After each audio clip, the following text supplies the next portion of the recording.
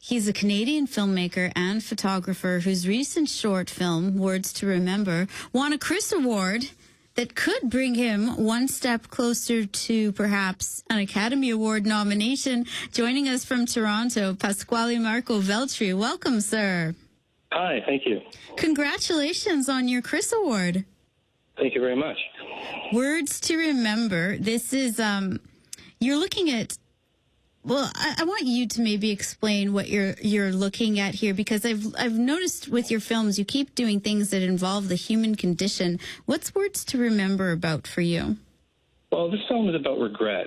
What might you regret at the end of your life? And so the questions you ask yourself, like how important is your anger and how important are your own opinions in the grand scheme of things? In the end, how you treat others is more important than how many times you're proven right. There's sort of a disconnect between generations, and I think we're sort of losing our ability to directly emotionally connect with other people. We're sort of hardwired to kind of focus on our careers and social status, and we kind of forget about how important caring for the ones we love, how important that is. And the film itself is about simplifying your life to your core values and caring about the ones that you love. What was the seed that made you want to grow this into a film? Well, I've made a lot of done a lot of research on elders and growing older, and there was sort of a tendency to look back at that time of life.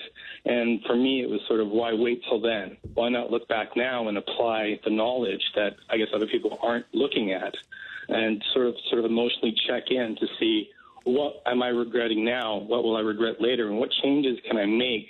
Or what can I point out to my family and to my friends and to people who might see the movie about what could they focus on by just hearing the voices of these elders talking about their regrets? Well, what's the best advice, before even doing this film, what's the best advice you ever received, Pasquale? I think the best is just never giving up, I think, for me, in terms of at least being an artist, because filmmaking is a lot like running a marathon, and you decide what stops you, and you just keep running from one film to the next film, and you just have to keep believing and keep going and not ever stopping. Well, what advice would you give your 18-year-old self with the knowledge that you've built up now? Well, right now, I would say just spend more time focusing on what you really want to do. Because, you never know how much time you really have with your loved ones or with your own work. You never know what career you'll end up with. So enjoy the moment that you're in, because you're not going to get back there, and you never know that thing you're complaining about now, you're going to maybe miss it later.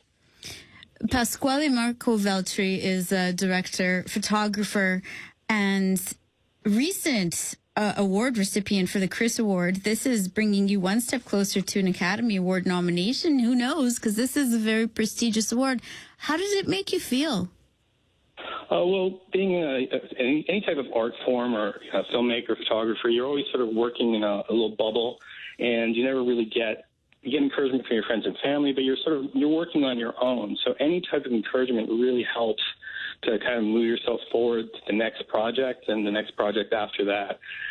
So what it really does is just kind of let me know that I should keep going, because surprisingly, one of my films is also another one was about self-doubt, and as an artist, you're always trying to overcome that. So it really helps to just make me believe that I should keep working. Well, a lot of things, when we look at your work, it's about self-sufficiency, self-sustaining ideas, self-promoting, because it seems as though you're part of the new way things are done in this industry. You have to watch out for yourself. You can't just be the director and the writer and the photographer.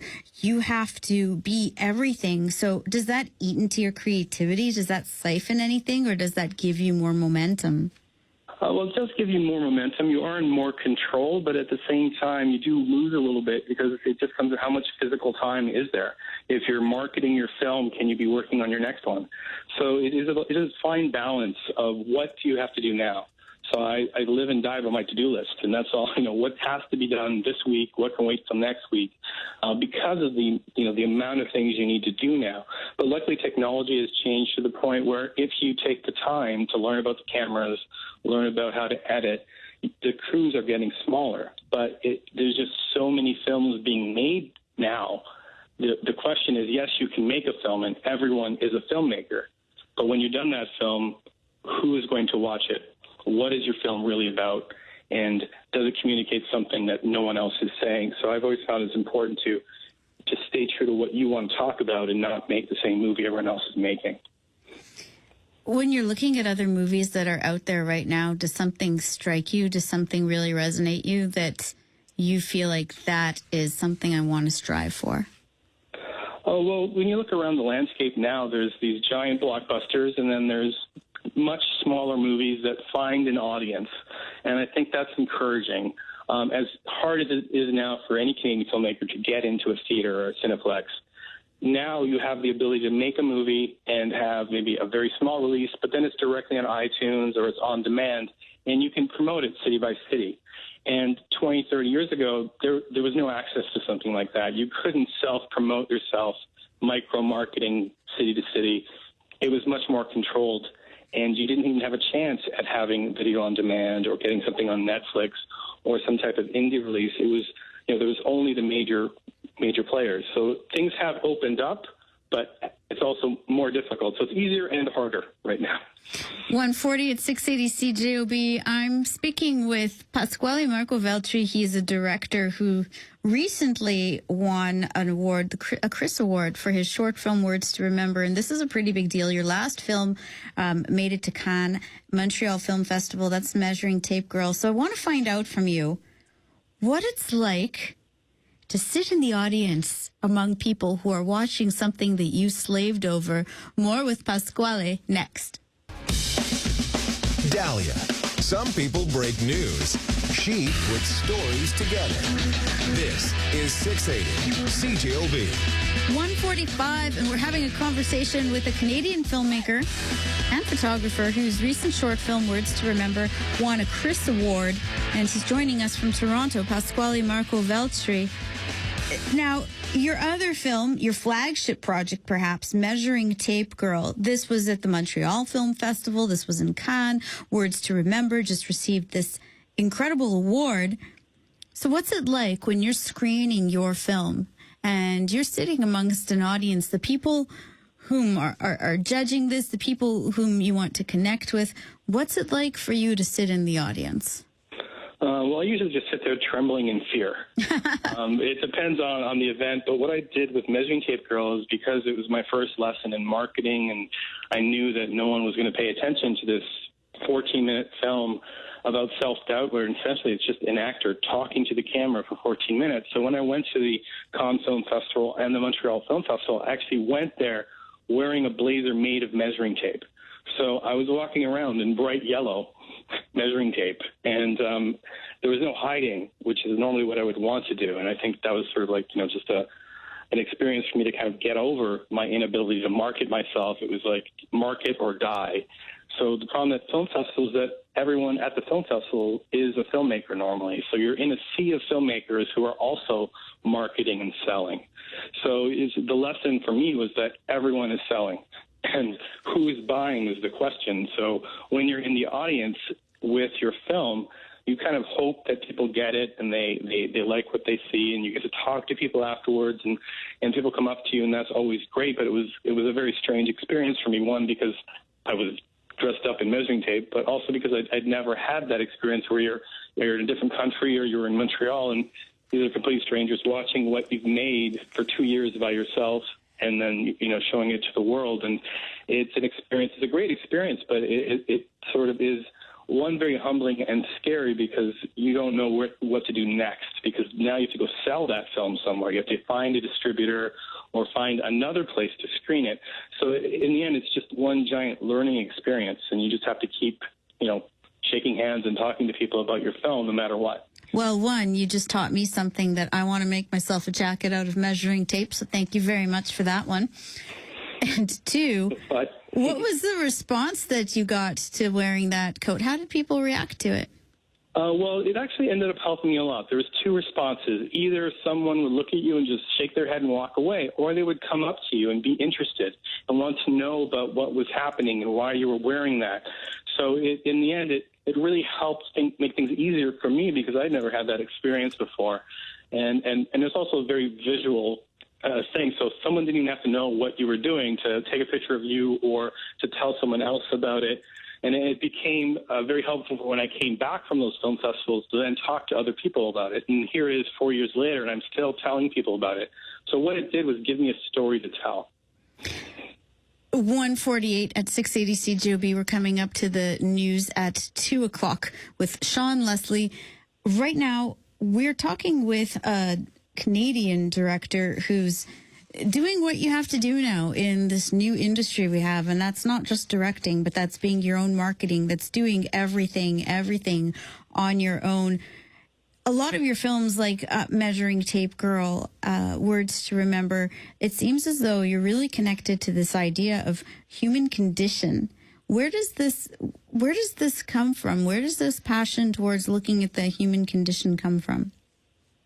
Well, I think it's everyone sort of decides what they're obsessed with, and every filmmaker kind of ends up sort of following the same themes almost through a lifetime. If you watch any filmmaker's work, let's say 6 or 5 of their films, you might notice that the themes are very similar, and it's because it's what they're always focused on, even accidentally.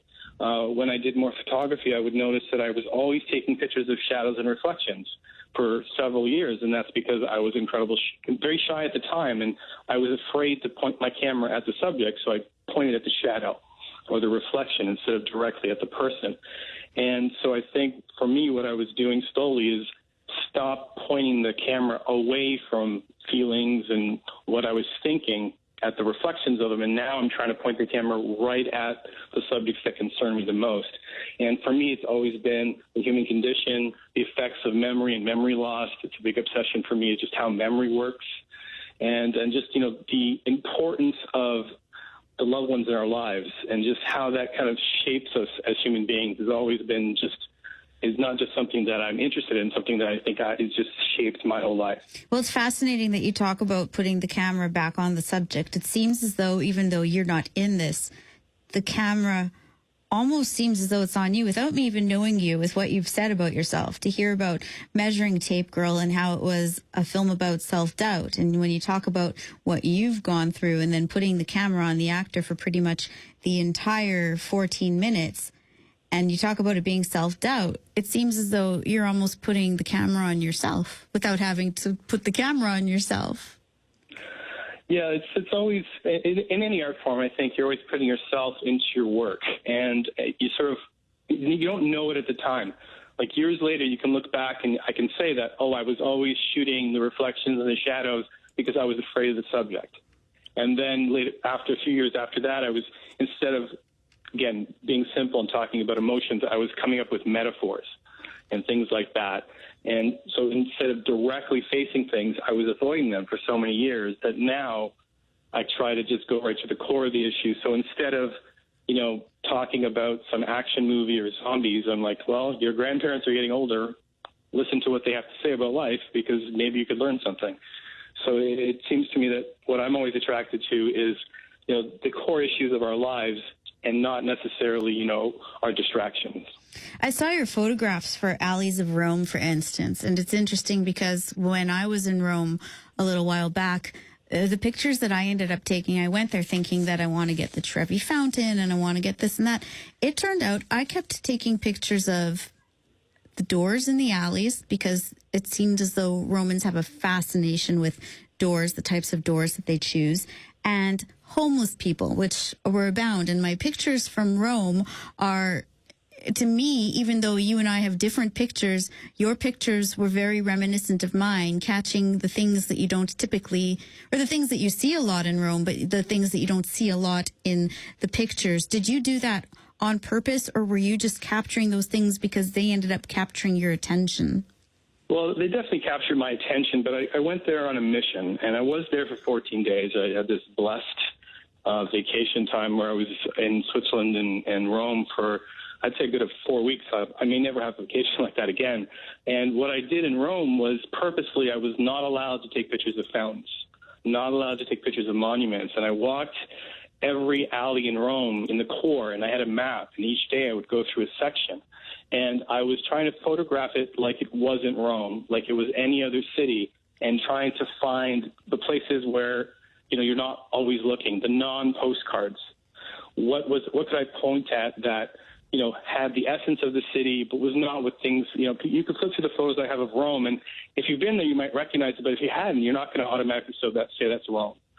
So I think I was obsessed a little bit more with colors and movement and just where the shadows were falling, and I was trying to move away. So again, I was following the shadows and hiding in the alleys instead of going to the main monument. Are you Batman? Not yet. I hope one day, but I need to work out a little bit more. But give me some time. Pasquale, as a director, I have to ask you, what is your favorite film of all time? Normally that'd be pretty hard to answer, but I like to have a series of filmmakers that I follow. But for me, Lawrence of Arabia has always been my favorite film of all time. Like as a kid, I started out, I saw E.T. When I saw E.T., I was so enthralled that I didn't even leave the theater. I had to stay there, and even though I had to go to the bathroom, I just peed right there because E.T. was real. E.T. I didn't leave the theater. And then years later, I saw a Steven Spielberg interview, and he was talking about David Lean. I had no idea who he was. I was like 12 or 13. All I knew was Star Wars and E.T., and he's talking about David Lean, and I started watching these David Lean movies, and I was enchanted. I can't even, just like to watch those movies now, no one's even come close to capturing the imagery and just the immense scape and scale of that kind of a story, but still personal. Last quick question. What about guiltiest pleasure film? What is your favorite guilty pleasure film? Well, I will jump to the odd action movie. It doesn't matter what it is. I saw John Wick recently, and I thought it was a good movie. It's just a brainless action movie, and it's really well made and well shot, and it just has all the tropes, and everything happens at the right time, but at the same time, it's new and inventive. So I will go and watch almost anything. But for me, it's just the whole experience of going to the movies, because there was about a period of a month and a half where I was too busy. I couldn't go to the movies, and I just was in the movie theater, and the movie started, and just the sound of the trailers starting and, the echo of the surround sound starting, and I was like actually crying because it's been so long since I went to the movies. So for me, it's the experience. Pasquale, if people want to see some of the work you've done, how can they find out more about you? Well, they can go to my webpage, which is pmveltri.com. They can also search